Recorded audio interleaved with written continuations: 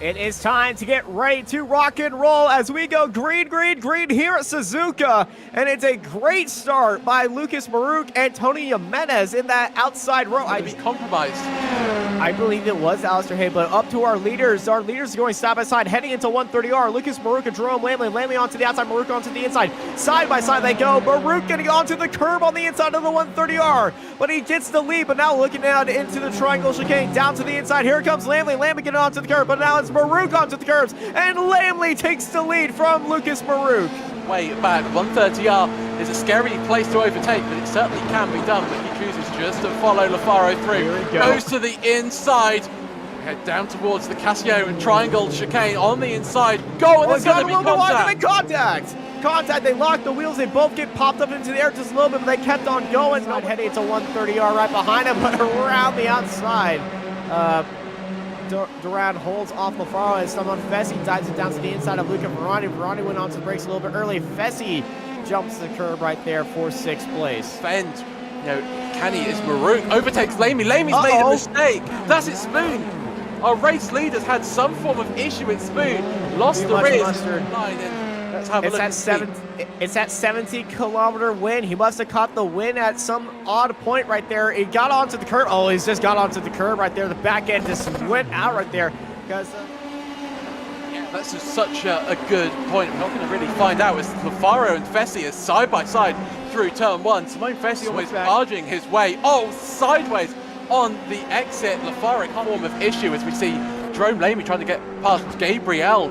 Makes him go defensive. Westman off the track, locking up into Degman 2. This is the perfect opportunity for Clark Williams. He's going to have to go all the way around the outside of the hairpin. It can be done. Watch for the switchback here. Well, he did around the outside earlier on this race. Can he do it again? He went deep onto the entry. Can he get him off the exit? He's alongside the exit. Now he's going to be down to the inside right here at 300R. And it's Clark Williams making another around the outside move. At Spoon Corner on the exit right there as they are side by side through 130R right now. Fessy and Lafaro chasing down, looking for on, and Lafaro looking down to the inside. Lafaro is on the brakes, he gets onto the curb, but Fessy's onto the curb, onto the inside. They push each other wide and off the track right behind Luca Ferrari. Lafaro has somehow kept the car under control right there, and he's kept for 5th place, but Simone Fessy is going to be in a straight line, getting a little bit of draft from Luca Ferrari up ahead.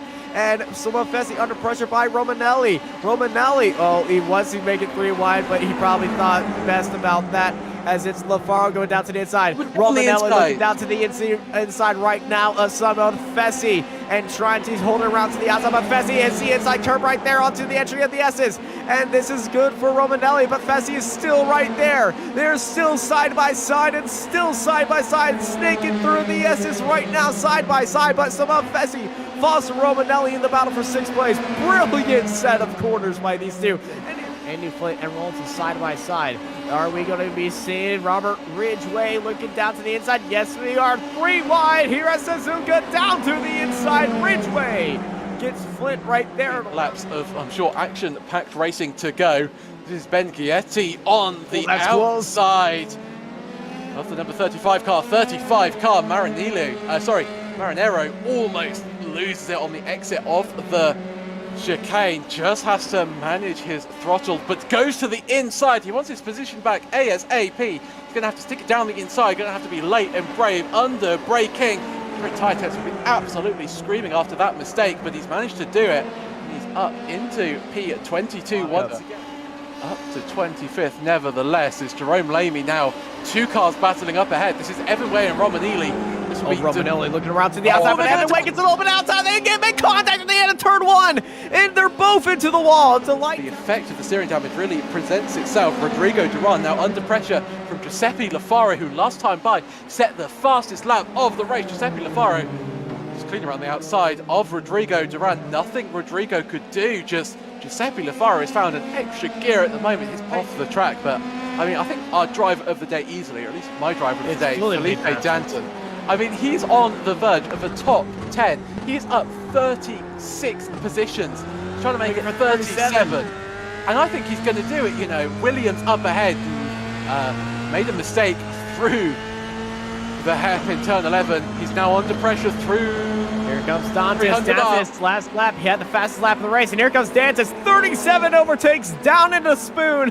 Felipe Dantes. Now, but what the fight we are watching is this 4-car fight being led by Rodrigo Duran. Your Spoon goes down to the inside. Dantes looking on to the outside. Dantes kind of boxed in right there. He has got nowhere to go as they're side by side through 130R. It's Bloom down to the inside. They touch wings and touch wheels right there. Bloom start going to the outside right now as here comes Rodrigo Duran. Duran hops over to the corner right now. Duran gets punted off Bloom. And Duran, they touch out the exit of the corner. And that pushes Dantes up 38 spots right now into 9th place. Just a touch under brakes, just able just to plant the car where he wants it. Giuseppe Lafaro and Jimenez still battling it out for 2nd place. Giuseppe Lafaro having to get past. So Jimenez has managed to pass Lafaro. Lafaro not happy about it. Is he going to have a look at a move as we head into Spoon corner? He's got the inside line. Going to have to be late under brakes.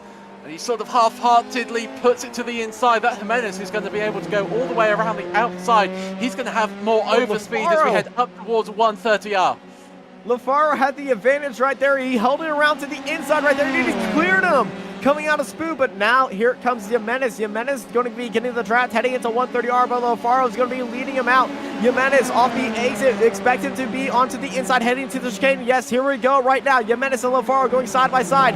Lafaro, Giuseppe locks it up on the rounds around the outside. And Jimenez walks through for 2nd place. And this is swapping spots right now as they're almost 3 wide. There's Dantes around the outside. Eggs entering triangle chicane. He falls to both of them on this lap, and he takes it right back. Felipe Dantes, how do you do? Well, they're side by side heading into 130R. He gets an amazing run. Williams on the outside breaks early. And there is Bloom defending onto the inside. That Dantes round the outside, laid onto the brakes. You see his car was kind of squirrely as he was fighting the wheel right there. And Tony Jimenez and Giuseppe Lafaro have had an issue. This is entering Spoon corner. I think Lafaro might have taken too much speed into here. Yeah, he's caught the outside curb just like Jerome Lamley did and spins out of Spoon. And now where is Tony Jimenez as there is... I think he saw Lafaro and he might have got onto the brakes and brake spun his car right there. He's done exactly the same thing. It'll be a very late dive to the inside if he fancies getting him past at the hairpin. Switchback move. That's a late exit by Talsma. Talsma got a little bit carried out wide coming out of the hairpin, and now this long right-hander. This is where we've seen Dantes makes most of this move. He's got the trap. Dantes looking down to the inside for number 40. They're side by side entering Spoon. Dantes goes late onto the brakes. Felipe Dantes. He's got to exit the curb right there. Yes, he does. At Spoon, Felipe Dantes up 40 spots. Jones, though, has got to be a little cautious as we see Luca Ferrari and Simone Fessi battling it out once again. Simone Fessi to the inside. Great move by him. That is a dive. Though. He's not going to get it stopped. He's just managed to keep it on the track. But Luca Ferrari is going to have such a run out of the final corner as we start the final lap of the race. Luca Ferrari got the run, got the speed. I think Ferrari's going to do his damn hardest to get past Simone Fessi for that 4th place. Here we go, side by side. Veroni trying to look around to the outside of the last time. They have a slow car on the inside, and Veroni spins, and that's Lamley on the outside. He spun around. Simone Fessi is in 3rd. What a day it's been. Pole by 9 thousandths of a second on his last lap, and is leading this race by 15 seconds. Absolute dominating performance, clean performance, and no holds barred performance as well. He was fighting with Jerome Lamley at the end of lap 1, but Lamley had that incident. But it's going to be a digital apex win for the Canadian number 19 of Lucas Marouk. Great drive for our championship leader, going to be extending his points gap at the top of the timing stand. Giuseppe Lafari going to come across the line in 2nd place. We're a bit surprised after starting that lap in 3rd. We'll be very happy though after himself making a mistake. Simone Fessi, after overtaking Luca Ferrari in incredible style through the final bus stop, the final chicane. Lucas Marouk, our race winner, 15 seconds separates him in 2nd place. Giuseppe Lafaro, Simone Fessi rounding out your podium places. Luca Ferrari just missing out after that chaos on the final lap. Jerome Lamey as well, what a race, or what could have been for Jerome Lamey. Had the pace to win today, but mistakes and he finished in 5th. Tony Jimenez as well made a mistake. He was battling for 2nd place, finishes in 6th place. Felipe Dantas, as we've been mentioning, up 40 places in 7th. Adam Talsma 8th, Clark Williams 9th, Andy Flynn rounds out your top 10.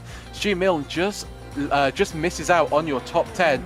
He's in 11th, Ben White 12th, Robert Ridgway 13th, Richard Van Veen 14th, Joris Blum is 15th. He had some form of issue on the final few laps and managed to make it past Potapenko and Foulis, who also had a very adventurous final lap for those two drivers. They are 16th and 17th respectively. Nick Carty 18th, Alan Day 19th, Zoltan Zamota up to 20th place, Evan Way 21st, Victor Barris 22nd after recovering after that early damage, Ben Gietti 23rd, Patrick Rowlands 24th, Jeffrey Brewer 25th, Frankie Franchica is 26th with Alan Lee 27th. Romanili, disappointingly for him, in 28th place with Killer and Richie Robinson in 29th. Matthew Gracie is 30th and our final of the drivers who finish on the lead lap.